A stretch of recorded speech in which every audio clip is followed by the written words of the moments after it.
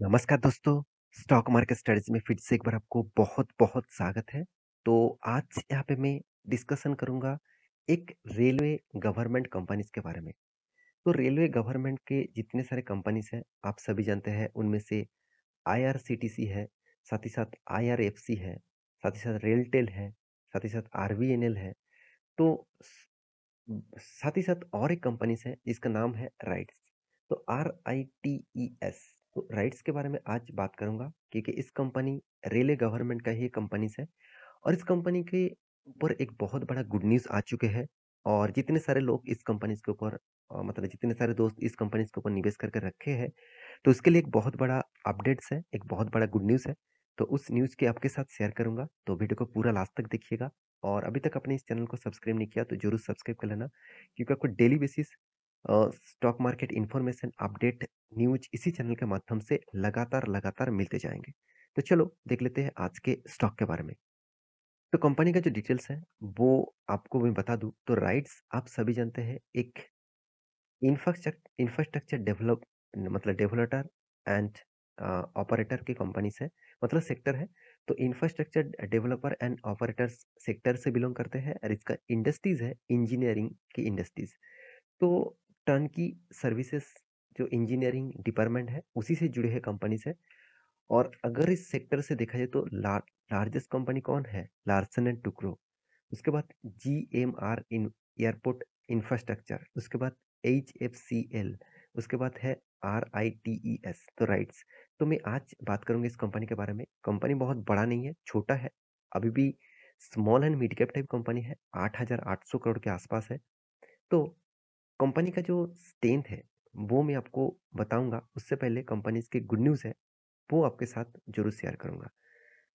तो कंपनी के जो गुड न्यूज़ है वो आपको मैं दिखा दूं, तो कंपनी कुछ दिनों पहले एक रिजल्ट पब्लिश किया और वो भी Q2 का रिजल्ट।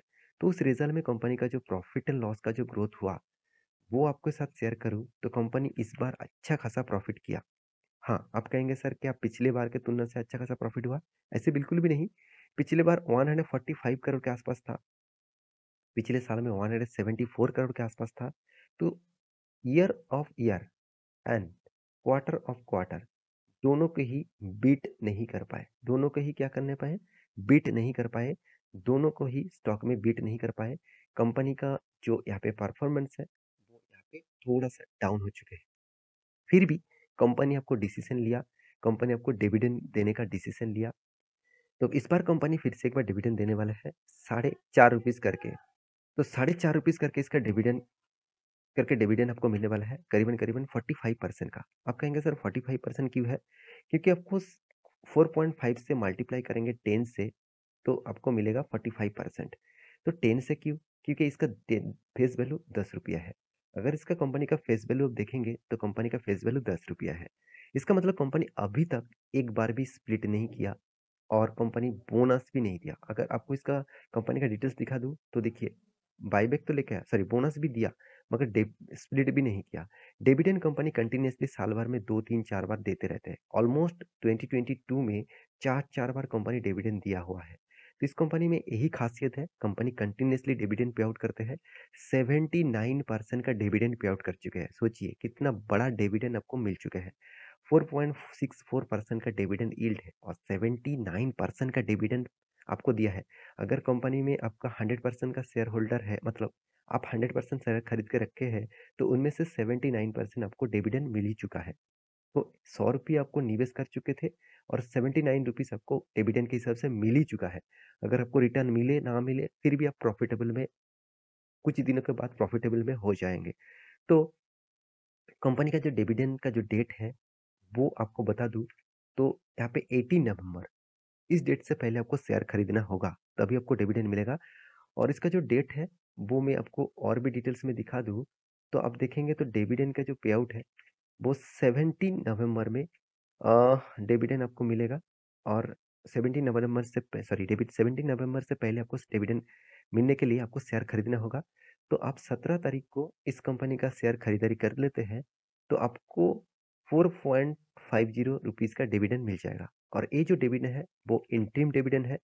इंटरिम डिविडेंड और फाइनल डिविडेंड में फ़र्क क्या है? इंटरिम डिविडेंड मतलब कंपनी का जो प्रोमोटर है वो खुद डिसाइड करते हैं कि ये डिविडेंड दिया जाए। इसमें शेयर होल्डर का कोई पार्टिसिपेशन नहीं होता है, शेयर होल्डर का कोई अप्रूवल नहीं लिया जाता है। हाँ, फाइनल डिविडेंड जब दिया जाता है तब शेयर होल्डर का भी मतलब डिसीजन लिया जाता है। तो ऑब्वियसली आप डिविडेंड के शौकीन हैं, डिविडेंड से अर्निंग करना चाहते हैं, तो इस तरीके से फ़ायदे को आप उठा सकते हैं। तो अभी कंपनी में कितना स्ट्रेंथ है, क्या उस स्ट्रेंथ के हिसाब से कंपनी के ऊपर निवेश करना चाहिए? तो सबसे पहले मैं कंपनी का कैश फ्लो दिखाऊँगा। 2015 में कंपनी लॉस किए थे, उसके बाद कंटिन्यूअसली कंपनी ने प्रॉफिट किया। प्रॉफिट मार्जिन यहाँ पे पॉजिटिवली दिखाया। तो कंपनी के इन्वेस्टर के बारे में बात करें तो कंपनी का इन्वेस्टमेंट भी अच्छा खासा देखने को मिला। जैसे प्रोमोटर, प्रोमोटर के पास कितना 72% होल्डिंग थे और एफआईएस के पास कितना 2.35% का होल्डिंग है। पब्लिक के पास कितना 7.89% का होल्डिंग है। डीएस के पास कितना 17.5% के आसपास होल्डिंग है। इसका मतलब होल्डिंग का परसेंटेज सबसे ज़्यादा प्रोमोटर के पास डीएस के पास है। आप कहेंगे सर डीएस किसने माल उठाया? आप ध्यान से देखेंगे तो लाइफ इंश्योरेंस कॉर्पोरेशन जो एक खुद गवर्नमेंट कंपनी है, जो खुद एक पीएसयू कंपनी है, उसने इसी तरीके से माल उठा के रखा है 8.5% के आसपास। तो क्या अभी इस कंपनी के ऊपर निवेश करना चाहिए? तो उसके लिए कंपनी का स्ट्रेंथ भी आपको देखना चाहिए। तो कंपनी बहुत छोटा है, मतलब हाई रिस्की कंपनी है, पहले मैं एक डिस्क्लेमर दे दूँ।